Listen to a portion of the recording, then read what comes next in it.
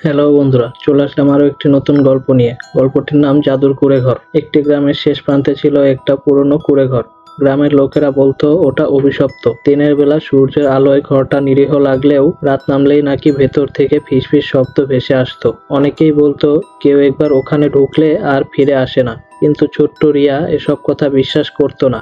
সে ছিল দুঃসাহসী আর কৌতূহলী। একদিন বিকেলে খেলতে খেলতে সে কুঁড়েঘরটার সামনে চলে এলো। দরজাটা একটু ফাঁকাই ছিল। সাহস করে সে এক পা বাড়ালো ভেতরে। ঘরে ঢুকেই রিয়া অবাক হয়ে গেল। বাইরে তখন সন্ধ্যা, অথচ ঘরের ভেতর ঝলমলে দুপুর। বাতাসে ভাসছিল মিষ্টি সুগন্ধ, আর দেয়ালের ছায়াগুলো যেন নড়ছিল। হঠাৎ একটা কোমল কণ্ঠ ভেসে এলো, তুমি কি আমার নতুন বন্ধু?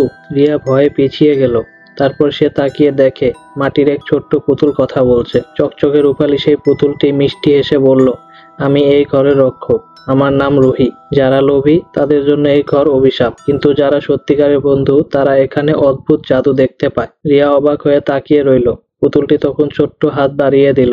রিয়া হাত বাড়াতেই গোটা ঘর আলোয় ঝলমল করে উঠল। দেয়ালগুলো সোনালী রঙে রূপান্তরিত হলো। মেঝেতে ফুটে উঠল নকশা, আর ঘরের এক কোণে খুলে গেল একটা রহস্যময় দরজা। রুহি বলল, এই দরজার ওপারে আছে এক জাদুর জগৎ, কিন্তু তুমি কি সত্যিই প্রস্তুত? রিয়ার চোখ বড় বড় হয়ে গেল। সে কি এগোবে নাকি ফিরে যাবে? এই কুঁড়েঘরের রহস্য কি? উত্তর জানতে হলে চ্যানেলটি সাবস্ক্রাইব করে বেল আইকনটি অন করে দিন।